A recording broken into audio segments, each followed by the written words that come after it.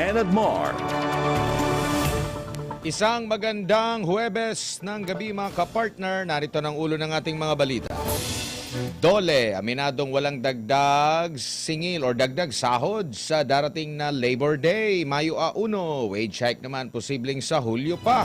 Inflation posibleng umabot sa 6% ngayong buwan ng Abril ayon sa Bangko Sentral ng Pilipinas. Pilipinas, handang pabilisin ang extradition efforts para kay Zaldico. Ebidensya naman sa impeachment hearing laban kay VP Sara Duterte, curated at spliced ayon sa isang abogado.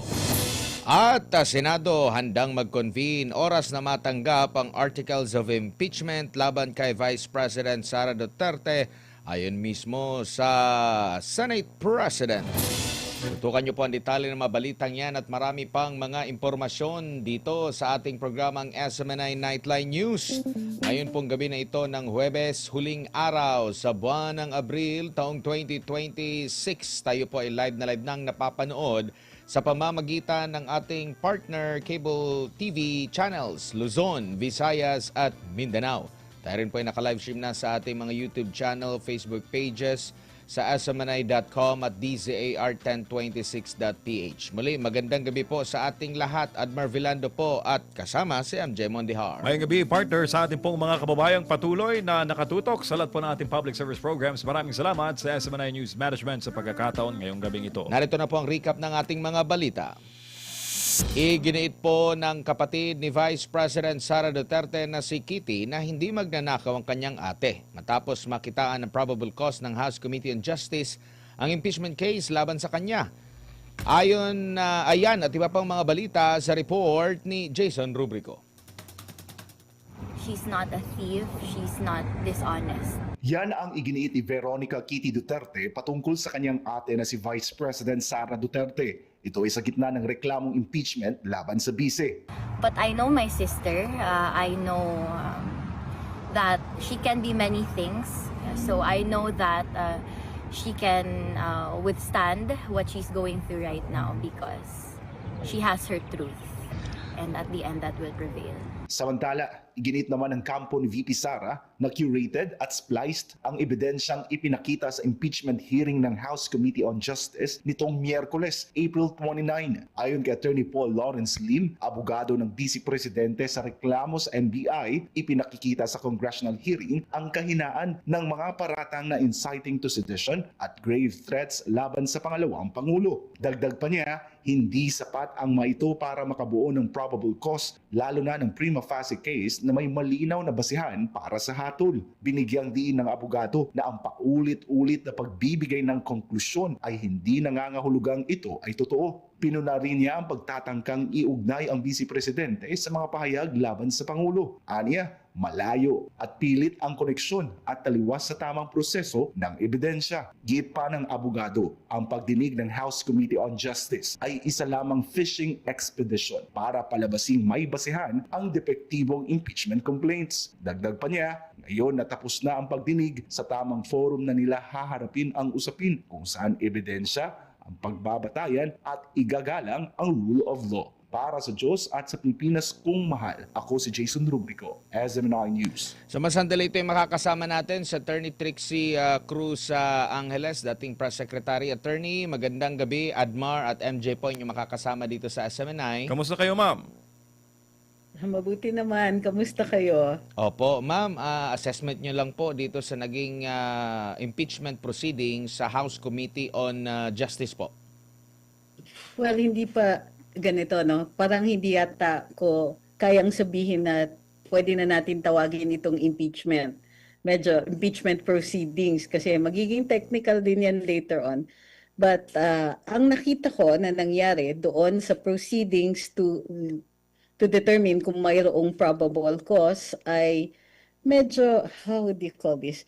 Kumbaga, kahit ordinaryong mamamayan na nanonood dito ay magtataka at magdududa sa presentasyon o sa pagtatanggap ng ebidensya dito.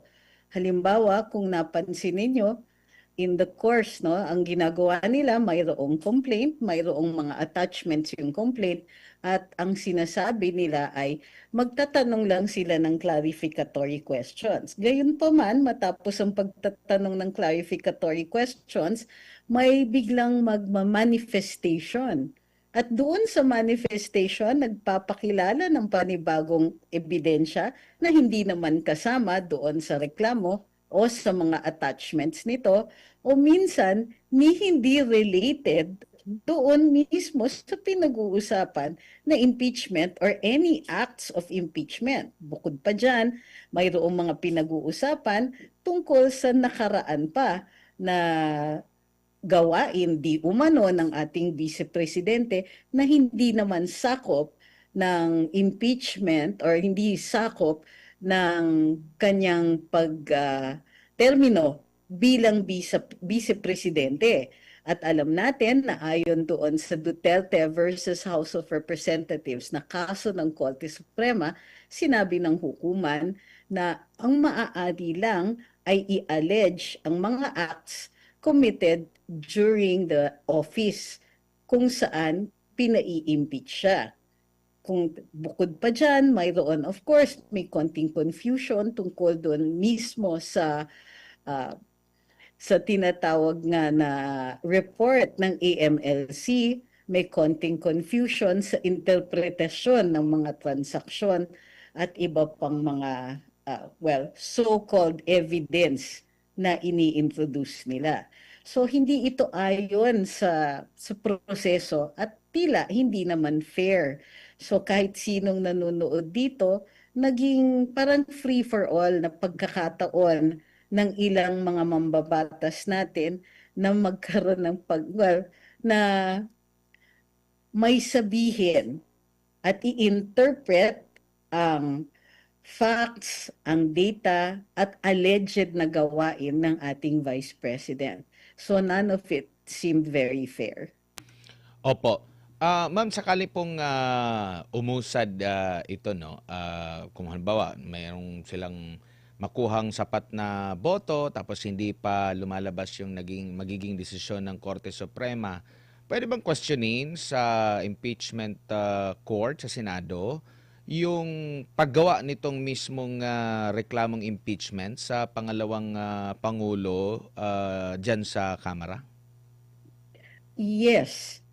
Kung hindi tayo nakakakalimot doon sa 19th Congress, sa unang attempt na i-impeach si Vice President Inday, may mga issues na ni-raise rin ang team o ang defense team ni Vice Presidente Inday Sara, parallel doon sa pangyayari sa petition na nakahain sa Korte Suprema.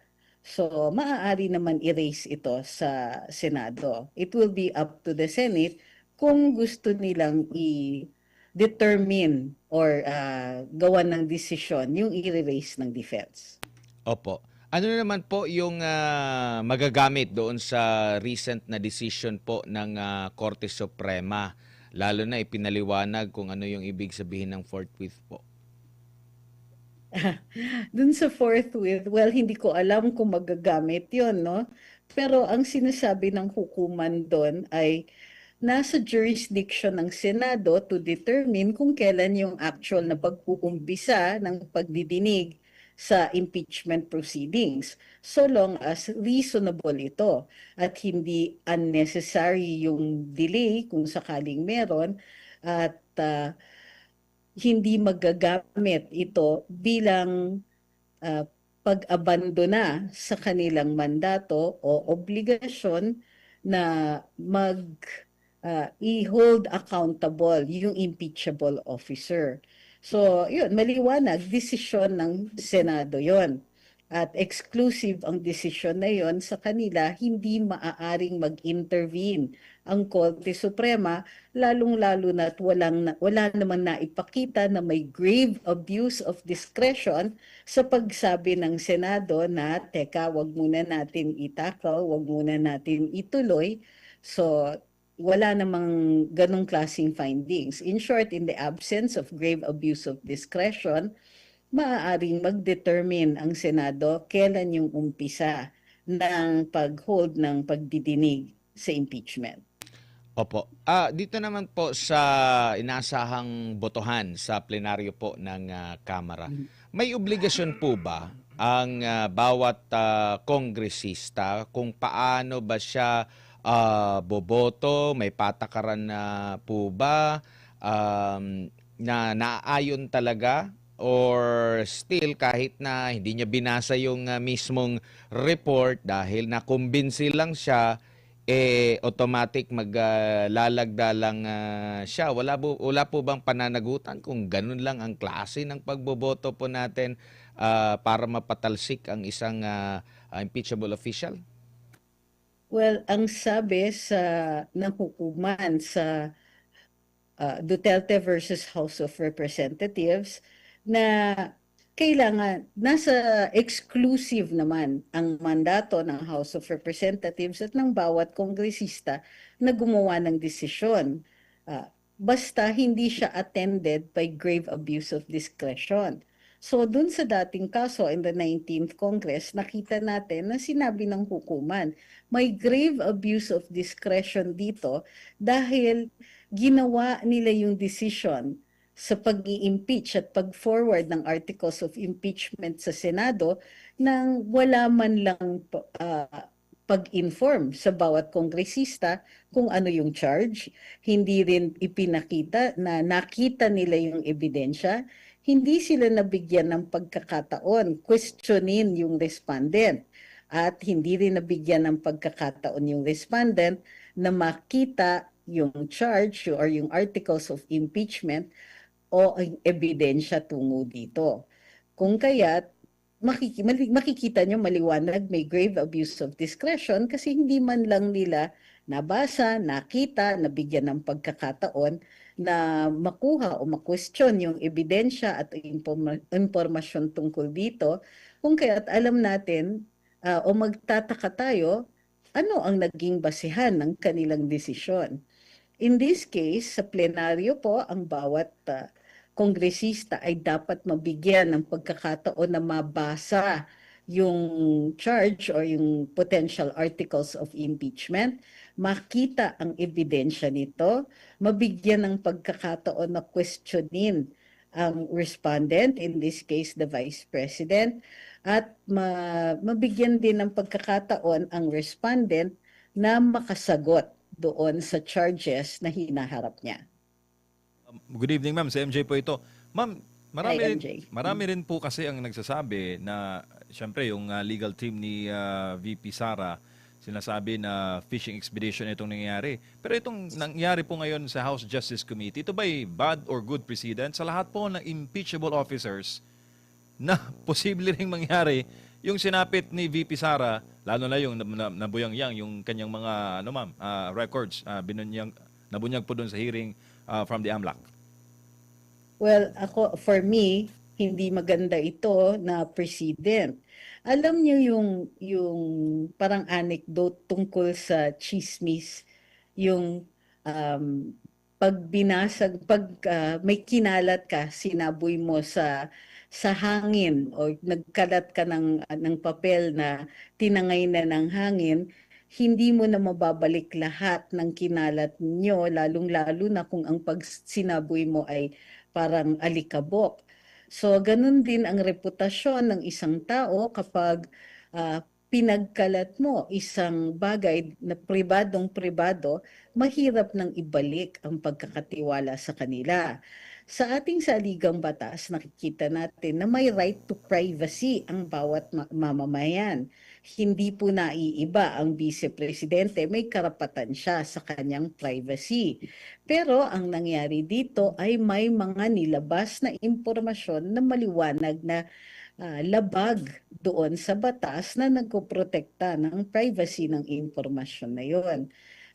Lalong-lalo na mayroong tinatawag tayong bad faith na kung hindi po kumot may mandato ang hukuman ang Kongreso na mag-conduct ng mga proceedings tungo sa finding ng probable cause or reasonable grounds para ituloy yung pagdidinig dito o yung pagtungo doon sa possible impeachment ng Vice Presidente doesn't mean na may karapatan silang lumabag sa batas o gumawa ng mga paraan o kahit anong aksyon na lalabag sa karapatan ng isang tao. So in this case, violated both yung right to privacy, yung Data Privacy Act, yung Anti-Money Laundering Act, at of course yung kanyang mga other rights pertinent to that. Hindi lang yun, pati yung asawa niya, mayroong mga dokumento na inilahad at kinumentuhan pa ng mga mambabatas natin. Siguro hindi ganon ka bad faith, kumbaga, ang makikita natin kung paglalabas lang ng data at walang interpretasyon na ginawa dito.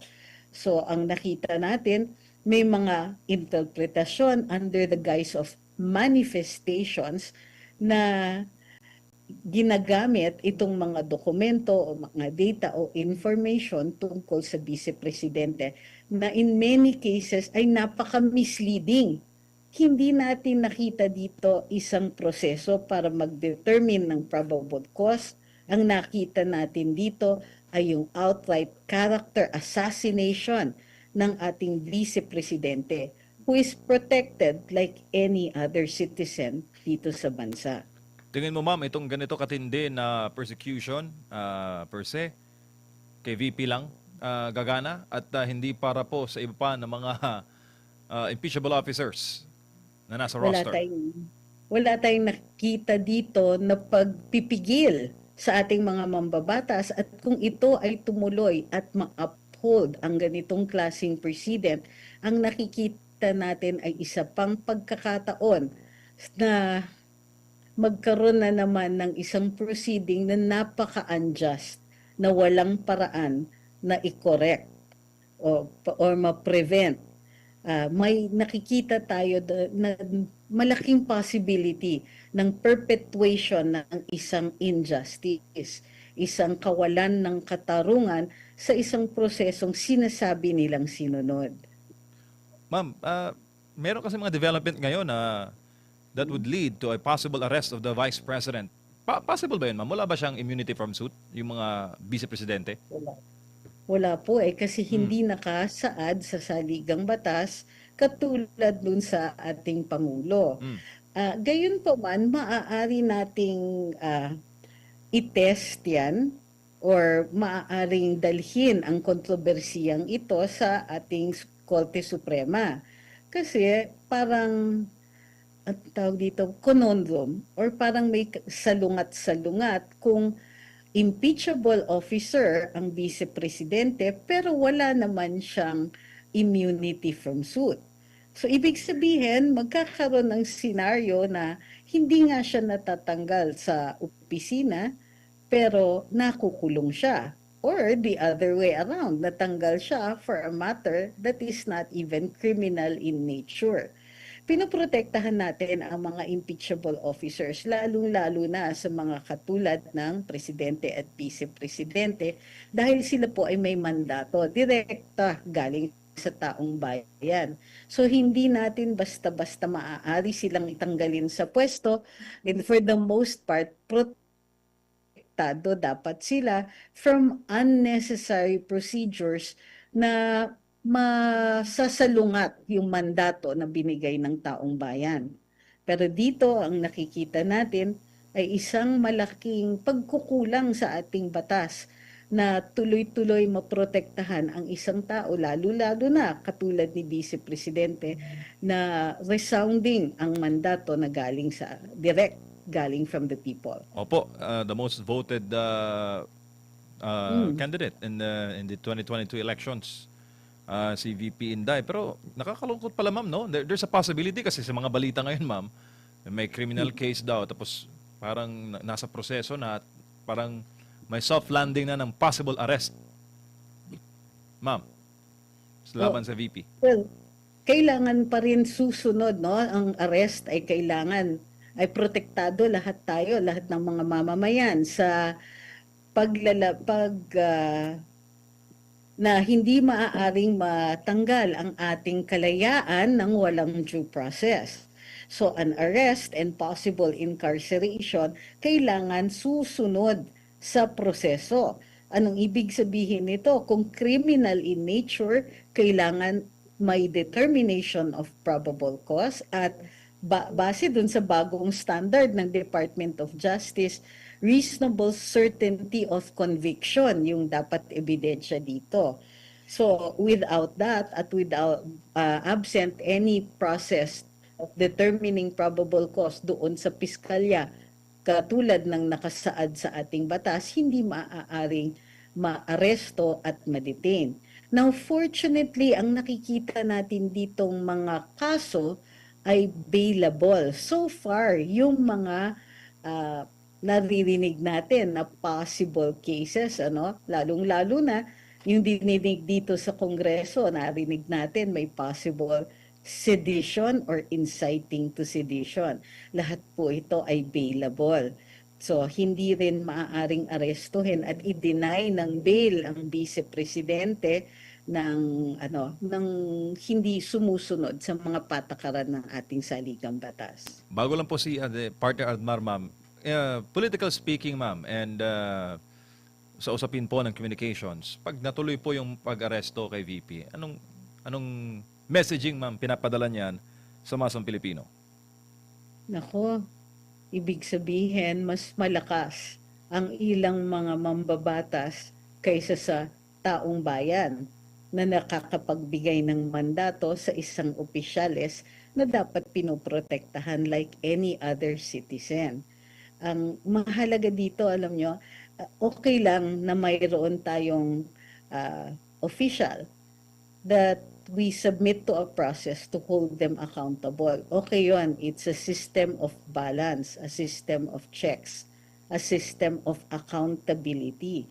Pero kapag mismong taong bayan ay nakakakita ng injustice na ginagawa sa isang mataas na opisyal na binigyan nga natin ng mandato, then yung possibility na mangyayari ito o yung possibility of lesser injustices or injustices being committed on people not quite as powerful as the Vice President ay becomes real.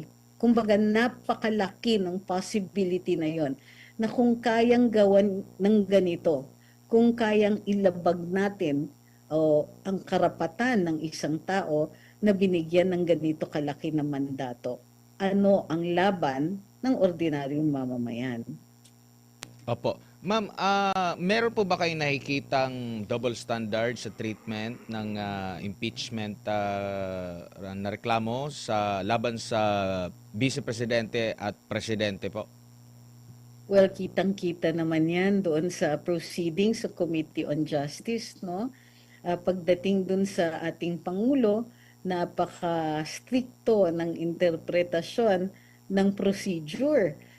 Pati doon sa mga requirements, napaka-stricto ng committee. Pero pagdating dito sa ating Vice Presidente, kahit ano pang sabihin ng kongresista, ng miyembro ng Committee on Justice, kahit walang basehan sa facts o sa batas, go lang ng go. So nakikita natin na protektado masyado ang ating Pangulo, samantalang si VP ay hinayaan lang na parang nilalatigo siya in public at walang nagpipigil sa ating mga mambabatas. Tuloy-tuloy ang pang-iinsulto, tuloy-tuloy ang mga so-called manifestations na napakanipis na ng relasyon nito sa mga facts na ina-allege tungo sa mga charges sa kanya.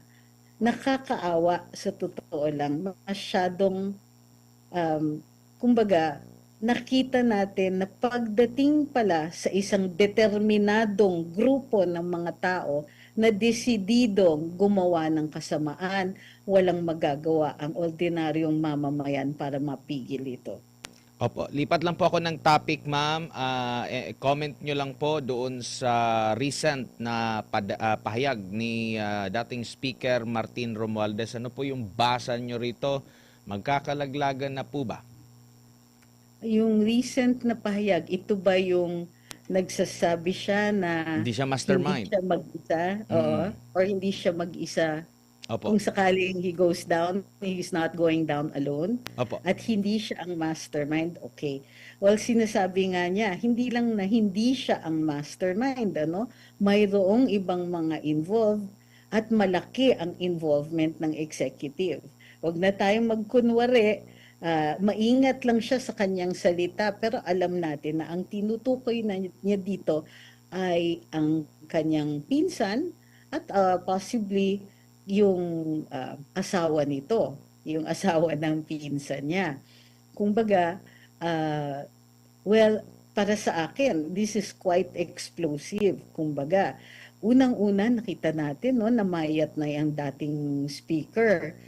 Nakikita natin na stressful ito para sa kanya. Kung gaya't there's no reason to believe na kunwari na lang itong mga charges sa kanya. Alam natin, seryoso ang charges laban sa kanya at para siya magsalita ng ganon, para siya ay magpahiwatig tungkol sa executive na mayroong kasalanan o posibleng mas malaki ang kasalanan pagdating sa graft and corruption or possible plunder, well, kumbaga, nakikita natin it's real, it's happening. And ewan ko, para sa akin, medyo may konting excitement dito. Not because may mga nasasaktan, pero malaki ang possibility that we might actually find out the truth dito sa likod ng korupsyon, ng sinasabing massive corruption sa loob ng Administrasyong Marcos. Opo. Dito naman tayo sa sinasabing ipa-file daw na kaso na di umano'y hinugot doon sa naging testimonya ni Guteza. Kung ginamit na ito, maaari na ba talagang imbestigahan muli, salain muli si Guteza? Isama na kasi nagko-corroborate yung sa 18, Brave 18. Attorney. Ay, oo. Sa paggamit ng affidavit ni Gutesa bilang ebidensya laban kay kay former House Speaker Martin Romualdez, binibigyan ng credibility kumbaga ang affidavit na ito. Pero warning ko lang, medyo limitado ang pagpepresenta ng affidavit ni Mr. Gutesa. Ultimately, kakailanganin kapag ito ay umabot sa hukuman sa Sandigan Bayan, kakailanganin yung testimonya ni Mr. Gutesa mismo dito sa upang not only to authenticate para maging available siya for cross-examination by the defense. Kung hindi po siya makapagpapakita at hindi siya ma-cross-examine, malaki ang possibility na mabaliwala ang kanyang affidavit. Pero sa pagbubukas din ng investigasyon tungkol dito sa nangyari sa recantation, so-called recantation ni Mr. Gutesa, ibang usapan yan. Tingin ko, it merits now a manhunt. Nasaan ba si Mr. Gutesa? Kailangan nasa public interest na po natin na siguraduhin na makagawa siya o makaharap siya sa hukuman, magbigay ng testigo dun sa so-called recantation niya at i-explain o i-narrate sa taong bayan at sa for the record kung anong nangyari sa kanya at sino-sino yung mga taong involved sa pagpapatahimik sa kanya. Medyo, how do you call this? Exciting is no longer the word. Medyo suspenseful po ang mga possible na mangyayari dito. Opo, at ito ring yung pagbibigay diinan nila ngayon, kasi dati laging ini-invoke yung interparliamentary courtesy kaya hindi naimbita doon or naimbitahan nila pero hindi nila mapuwersa na dumalo ang dating speaker during that time, pati si dating congressman Zaldico. Pero ngayon parang na sila, parang atat na sila na maimbitahan talaga, masala doon sa investigasyon ng Senate Blue Ribbon, attorney. At tila gano'n na nga ang nangyayari. Nagbabago nga talaga ang ihip ng hangin pala, So habang tumatagal din, nakikita natin na yung mga dating sinasabi na ay walang mangyayari dyan. O Itong mga opisyalis natin, puro bend the law na lang. Minsan-minsan pala may nangyayari na para sa benepisyo ng taong bayan. Well, I hope matuloy lahat ng ito. I hope na walang mangyayari para maharang yung mga procedures o yung mga pangyayari na makakatulong sa pag-locate natin sa pagkukumpleto ng kaalaman natin kung paano na-carry out yung ganitong klaseng plunder. Plunder na talaga tawagin natin kasi bilyones na ang pinag-uusapan dito. Kung paano nangyari yon, kung paano na-carry out yung mga ganito, at kung sino-sino ang dapat managot sa pinakamalaking pagnanakaw sa kabanang bayan. Opo. And dito naman po tayo sa kay dating Congressman Zaldico na issue pa rin. Bakit tila nahihirapan po yung communications ng gobyerno? Ano ba talaga yung nangyari? At hanggang ngayon, dinedepensahan pa rin nila na tama ang sinasabi ng presidente. Pero magulo kung ano nga ba ang tunay na nangyari doon kay Zaldico doon. Kasi madali lang naman yan na siguro magawa ng press release kung ano talaga yung nangyari po sa dating kongresista po, attorney. Parang ginagawa nilang komplikado ang mga pangyayari. Comedy ang nakita natin nangyari dito. Ito maliwanag na base dun sa mga reports, ang nangyari ay si Mr. Ko ay natigil nga doon sa pagtatawid sa Czech Republic. Siguro may kulang sa kanyang mga dokumento o kaya nagkaroon ng konting issue doon sa pagtigil sa kanya ay immediately in-inform naman ang mga autoridad sa Pilipinas, in-inform din ang pinakamalapit na embassy ng Pilipinas.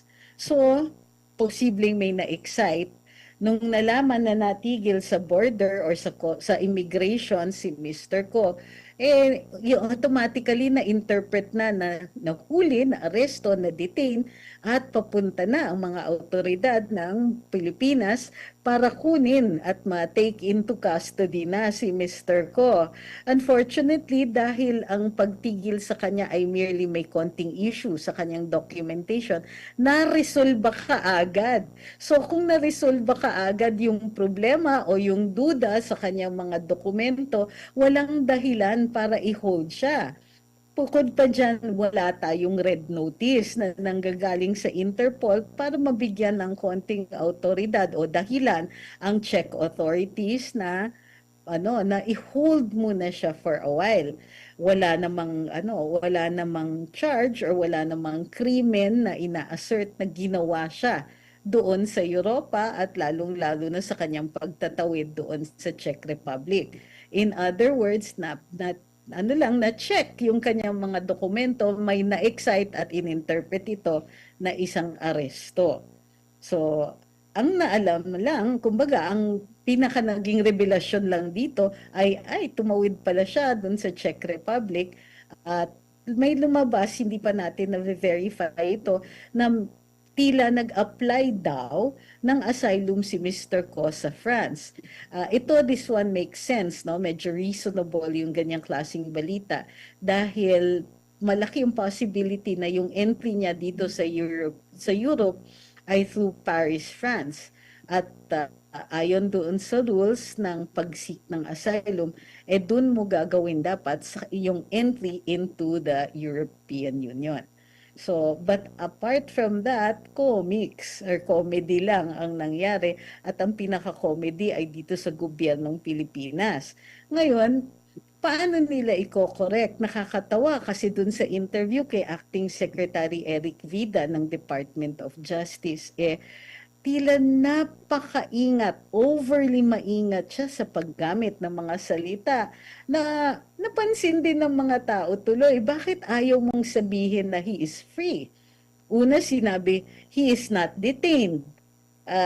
Kung ano-ano pang pag-uulit at nangulit lang ang mga reporters bago talagang inamin nila na hindi siya nakidetain, hindi incarcerated, hindi jailed, hindi arrested, wala. He is free. Wala nang reason, hindi siya hinuhold ng kahit sino mga autoridad.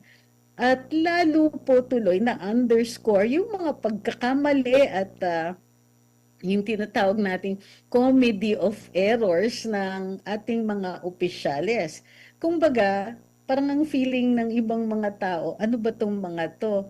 Pagka mahina o incompetent ang isang leader, lahat ng nasa baba, magaling man o hindi, ay nagiging incompetent din. So, this speaks a lot about the leadership, yung communications ng administrasyon ngayon, ano? Kung malabo ang direktiba, malabo yung style of leadership ng namumuno, lahat it would reflect on the entire body. So, yun ang nakikita natin ngayon. They really have to shape up ultimately. Pero sa ngayon, medyo nag-enjoy pa yata ang ilan sa ating mga mamamayan panoorin yung mga ganitong pagkakamali. Opo, Attorney, huli na lamang po. Natataon lang po ba na ang mga vocal na mga kritiko ng administrasyon sa Pangulo, mas nauna pa pong mga nahuli, sinasampahan ng kaso kaysa doon sa mga involved sa trilyong pisong corruption po, Attorney? Oo, hindi naman nawawala sa pansin ng ating mga mamamayan. Mahirap na rin kasi yung bulahan ngayon, lalo-lalo na sa panahon ng social media na maraming matatalino, maraming nag-a-analyze, maraming dalubhasa na libre, online, malaya na magbigay ng interpretasyon o magpaliwanag sa tunay na mga pangyayari dito. So, in view of the availability of information at sa dami ng mga taong maaaring nakakakita o nakakatingin ng mga detalye, hindi nga malayong mangyari na mauuna talaga ang mga dalubhasa in the vast population of netizens. Ito yung mga panahon na mahirap talaga magtago ng isang pugante o magtago ng incompetence. Attorney, maraming salamat po sa inyong oras at panahon. Sa ulitin po, ingat po kayo. Thank you, ma'am. Maraming salamat. Maraming salamat sa Attorney Trixie Cruz Angeles, atin pong nakasama. Kaugnay nga po dun sa usaping impeachment, sa naging recent statement ni dating Speaker Romualdez, yung naging issue kay dating Congressman Zaldico at iba pa mga kapartner. Samantala, may komento ang ilang senador kaugnay sa impeachment case laban kay Vice President Sara Duterte matapos maaprubahan sa committee level sa Kamara ang reklamo. Yan at iba pang update sa report ni Angel Pastor. Nitong Miyerkules, Abril 29, inaprubahan ng House Committee on Justice ang pag-akyat sa plenaryo ng impeachment cases laban kay Vice President Sara Duterte. Ngayong Huwebes, nagsagawa ang Senado ng All Senators Caucus kung saan tinalakay ang mga posibleng senaryo sakaling maipadala na sa mataas na kapulungan ang Articles of Impeachment. Ayon kay Senate President Vicente Tito Soto III, napag-usapan na ng mga senador ang mga posibleng paghahanda, ngunit wala pa ring tiyak na timetable dahil nakadepende ito kung kailan darating ang Articles of Impeachment mula sa Kamara. Ano namin yung mga possibilities. That's it. If we ever do receive the articles of impeachment, then we discuss the preparations that we need to do. But again, all these suggestions and preparations and possibilities of timing is depending on whether the articles of impeachment reach the Senate. Tiniyak ni Soto na oras matanggap ang impeachment articles, agad na magkukonvene ang Senado bilang impeachment court. Wala pa. As soon as we receive it, then that's the time that we will officially decide on what to do for the timing. Definitely, there's one thing for sure. Once we receive it, we will convene the following day as a impeachment court. If we do receive it. Giit ni Soto, mahalaga ang timing, lalo na't nakascheduled ang break ng Kongreso sa June 5. Ngunit, maaari itong i-adjust kung kinakailangan. Hindi nyo crucial the timetable. Why? O syempre, kasi may break eh. The Senate, the legislative body, will be on break by June 5. So that will be both houses of Congress. But then again, the impeachment court is different from the Senate. So, kailangan pag-usapan namin yung timetables. But if there is a need to convene the impeachment court, it should happen hanggang June 5 lang habang nasa session kayo. Tama po ba? Hindi. We can extend. Depende sa Senate. Just to convene, Hindi. you can extend. The impeachment court can extend. The impeachment Not the court. Senate. Para naman kay Senate President Pro Tempore Panfilo Ping Lacson, mahalaga ang maagang paghahanda dahil hindi lahat ng senador ay may karanasan sa impeachment proceedings. Aminado rin siya na may hamon lalo na sa mga hindi abogadong senador. How important it is, sir, na makapag-ready na yung Senate for the possible convening of impeachment Importante court? kasi hindi naman lahat kami may experience sa impeachment trial. No? Mabibilang mo yung naka-experience na. Ako once, kay Chief Justice Corona, may disadvantage. Iba yung lawyers, may experience sila sa litigation, may experience sa court proceedings. So, lamang talaga yung mga lawyers. Ang problema, kakaunti yung lawyers namin dito. Sa ngayon, sumasailalim na ang ilang senador sa briefing at crash course tungkol sa rules of court at proseso ng impeachment trial. Samantala, aabot sa humigit kumulang 27 million pesos ang nakalaang budget ng Senado para sa posibleng impeachment trial laban kay VP Sara. Ayon kay Lacson, ito ay mula pa sa nakaraang taon at halos hindi nagalaw. Tinatayang mahigit 500,000 pesos pa lamang ang nagastos para sa robes at iba pang pangangailangan. Kasi ang total appropriations for 2025, 27,544,000 544,000 pesos. So, ang nagastos lang, around 500 is pagpapagawa ng robes. So, initial information is that 60 robes yung pinagawa at 7,000 per piece. So, that's around 400 plus other incidental siguro. Nagastos yung 544. So, there's at least 27 million, not 26 million. Dahil dito, nananatiling halos buo ang pondo at maaari pang gamitin sakaling matuloy ang impeachment trial ngayong taon. Kung hindi naman ito matuloy, sinabi ni Lacson na ibabalik ang pondo sa Bureau of the Treasury. Sa huli, binigyang diin ng dalawang lider ng Senado na kailangang manatiling patas ang mataas na kapulungan sa prosesong ito, lalo na tutok ang publiko sa mga susunod na mangyayari. Para sa Diyos at Pilipinas, kung mahal Angel Pastor, SMNI News. Sa gitna naman ng umiinit na usapin tungkol sa impeachment laban kay VP Sara Duterte, nilinaw ng isang abogado kung saan o kung hanggang saan lamang ang kapangyarihan ng Senado bilang impeachment court at kung maaari ba nitong questionin ang naging proseso ng pagdinig sa Kamara. Si Prince Tripoli sa detalye.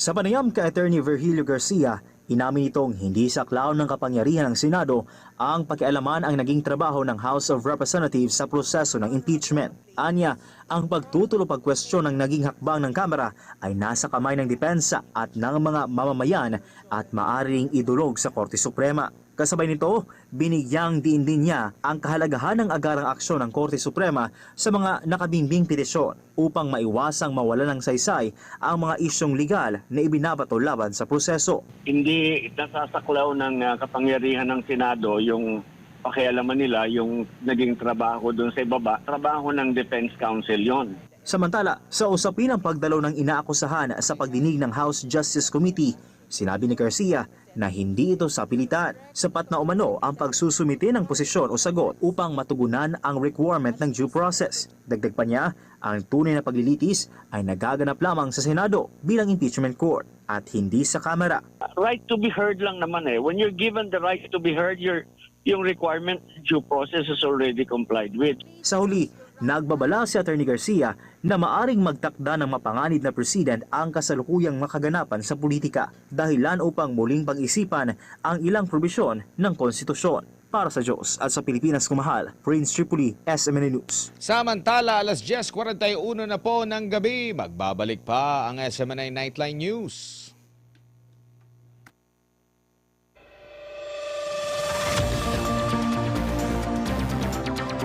Bago matapos ang araw, ating suriin, ating himayin ang mga may init na impormasyon at balita na kinalap ng SMNI Integrated News and Public Affairs.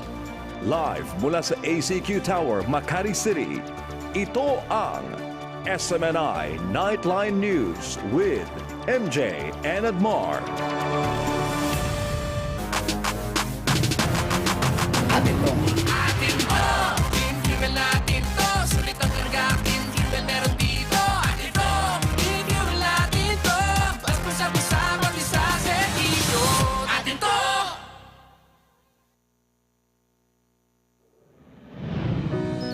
Taon-taon, kwento sa bawat kwento.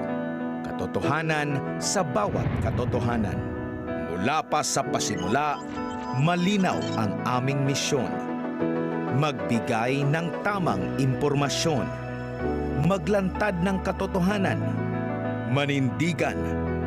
Sa lahat ng oras, lalo na't kinakailangan.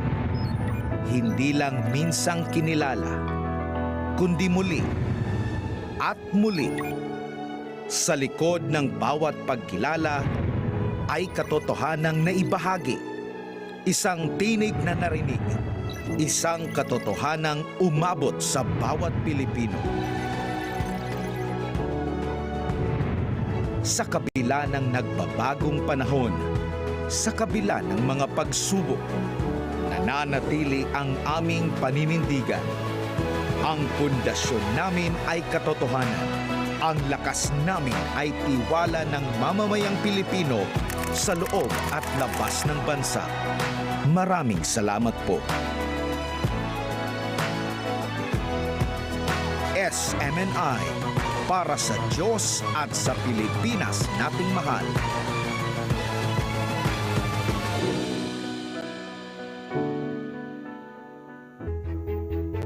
Pagod? Nanunuyo ang lalamunan? O baka naman nahihirapan kang mag-focus sa ginagawa? Kapartner, baka naman dehydrated ka na. Ang katawan natin ay binubuo ng halos 60% hanggang 70% na tubig. Kung walang sapat na hydration, parang sasakyang walang gasolina ang ating katawan, hindi makakaarangkada. Bakit nga ba mahalaga ang tamang hydration? Hindi lamang ito pamatid uhaw dahil nakatutulong rin ito sa pagdaloy ng sustansya sa katawan, pagpapanatili ng tamang body temperature, at pagpapakinis ng kutis. Kaya't huwag nang hintayin pang mauhaw ka bago uminom. Ang pagkauhaw ay babala na ng iyong katawan na ikaw ay dehydrated na. Ang standard na payo ng mga doktor ay 8 baso ng tubig ang dapat inumin bawat araw. Pero tandaan, depende ito sa iyong timbang, edad at kung gaano ka ka-active. Samantala, narito ang ilang gabay para manatiling hydrated. Simula ng araw sa isang basong tubig. Magbaon ng sariling tumbler para siguradong may maiinom saan man magpunta. At hanggat maaari, piliin ang tubig kaysa mga matatamis na inumin. Kaya mga kapartner, manatiling hydrated para makaiwas sa mas malalang sakit at upang maalagaan ang iyong kalusugan.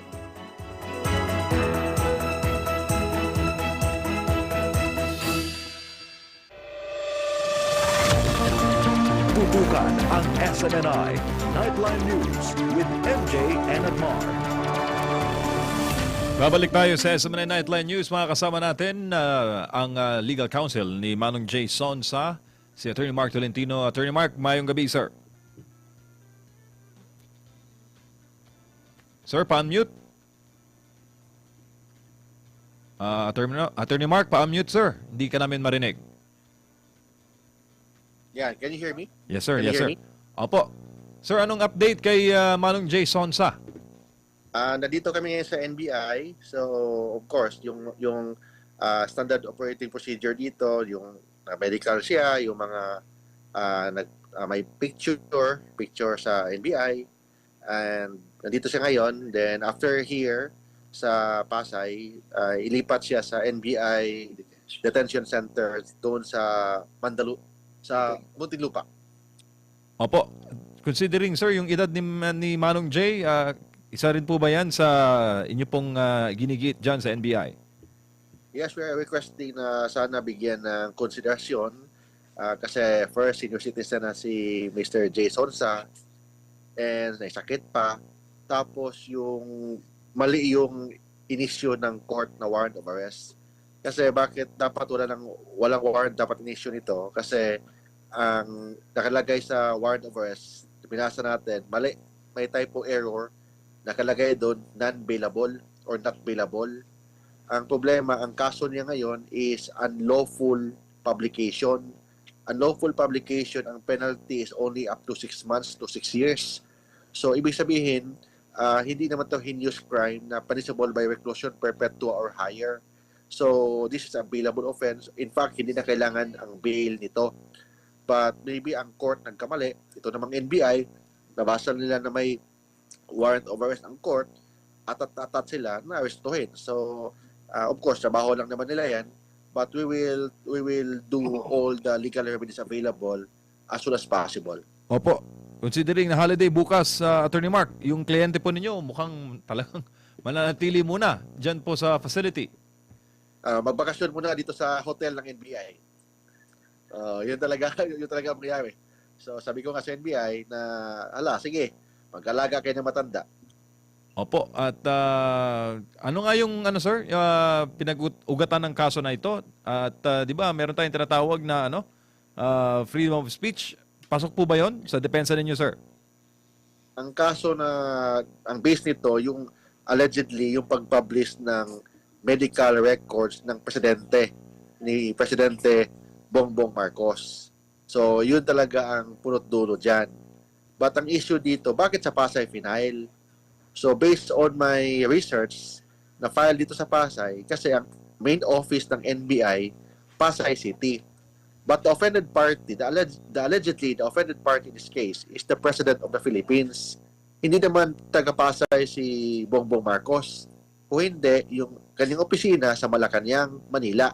So dapat mali na final. But unfortunately, kung tingnan mo yung record ng kaso na ni Jason Sa, wala namang under oath or any statement from the President na nagreklamo siya, being the offended party. Attorney, may gabi si Admar po ito. Meron Ay, bang Admar, patakaran gabi. kung pwede or hindi ang paghuli or pagsiserve ng warrant of arrest sa gabi?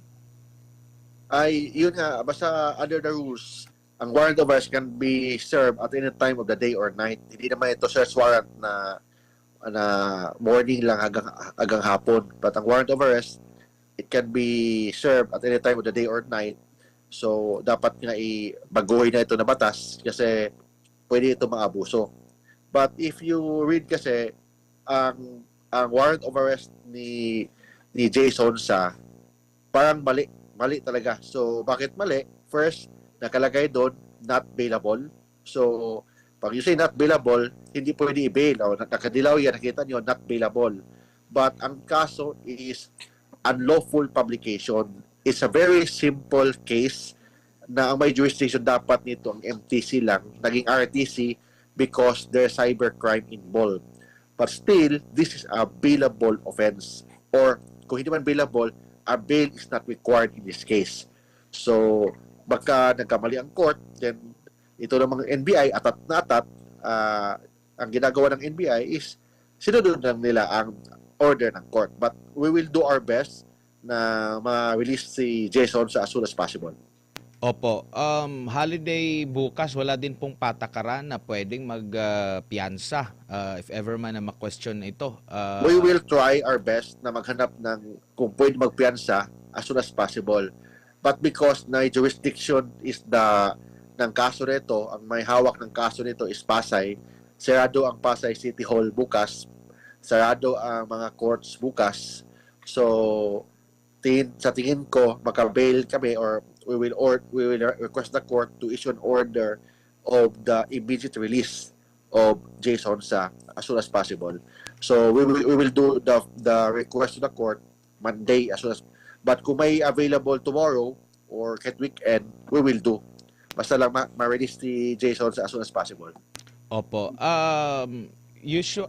Regular po ba or common po ba, attorney, na yung offending party ay hindi yung nag-file ng yun na, first, kaso? ang NBI, walang personal knowledge. Hearsay. Lahat ng statement na sinasabi nila, hindi personal knowledge nila. The NBI, they can investigate, but still, dapat may witness, may complainant. In this case, walang complainant.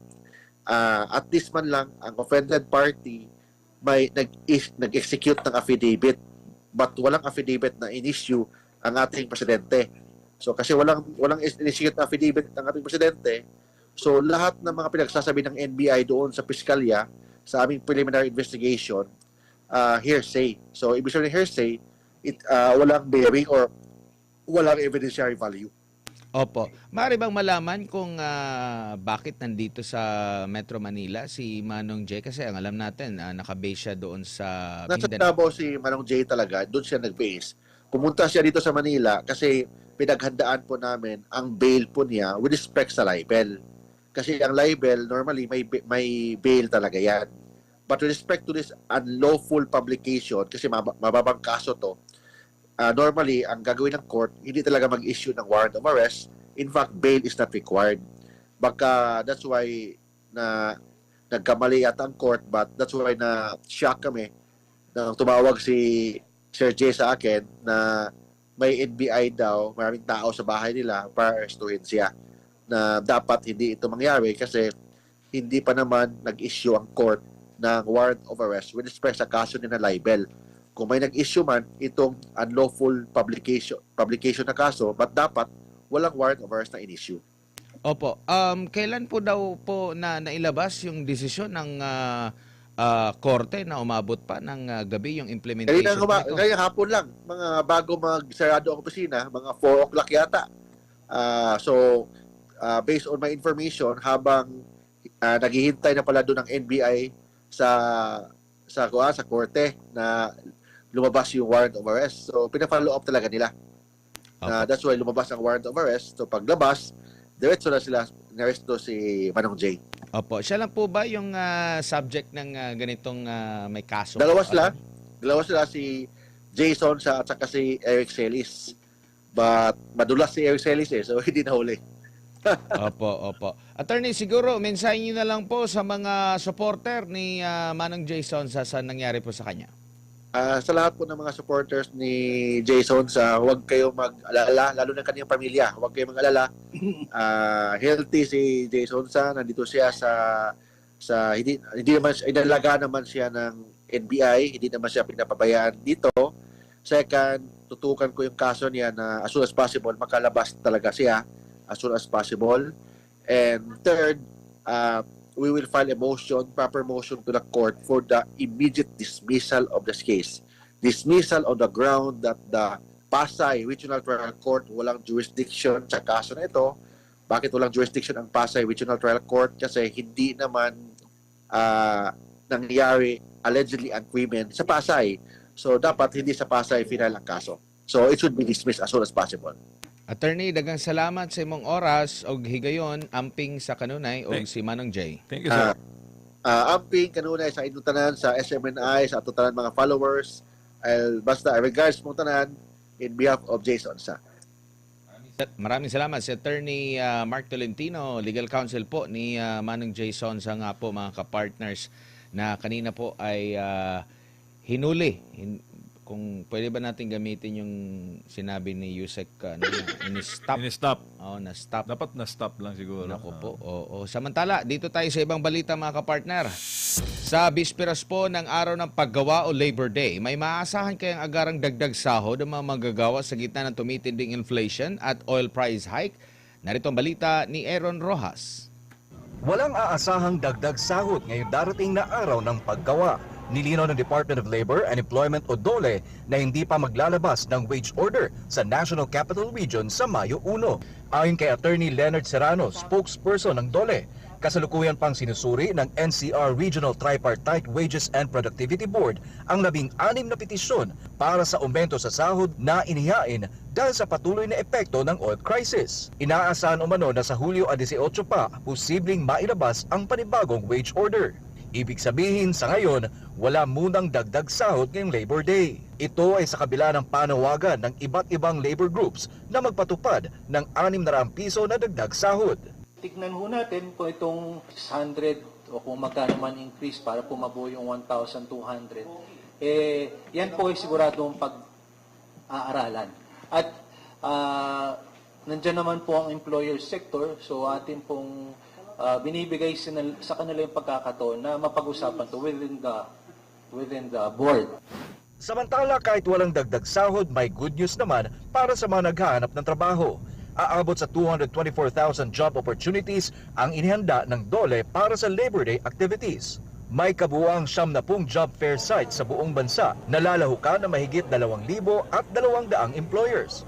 Ang main event ngayong Mayo 1 ay gaganapin sa KCC Convention and Event Center sa General Santos City, habang sa NCR naman, ang pinakamalaking job fair ay sa SMX Convention Center. Sa mga pagkakataon na ito, na may pinagdiriwang ho tayo, mas malawak, nationwide at simultaneous po ang ating job fair activities bukas, May 1.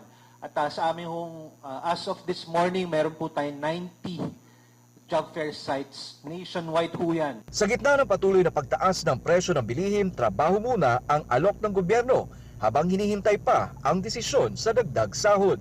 Para sa Diyos at sa Pilipinas, kumahal, Aaron Rojas, SMNI News. Samantala, wala na tayong oras dito sa ating programang SMNI Nightline News. Muli, samahan nyo kami bukas or sa susunod na buwan na pala. Next month na. Next month na pala tayo magsasama-sama mga ka-partners. No? At sa pangalan po ng buong pwersa ng SMNI, patuloy po kami hindi titigil sa paghatid po ng mabalita at impormasyong totoo, tunay na public service at maging totoong boses ng bayan para sa Diyos at sa Pilipinas nating mahal. Maraming salamat. Magandang gabi sa lahat.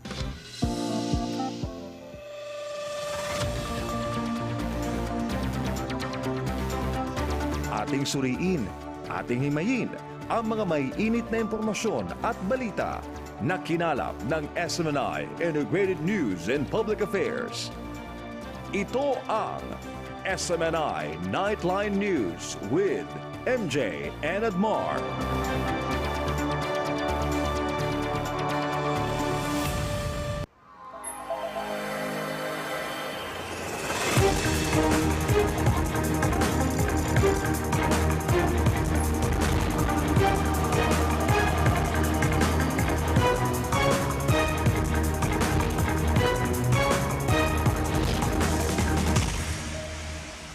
This is SMNI News Channel. Truth that matters.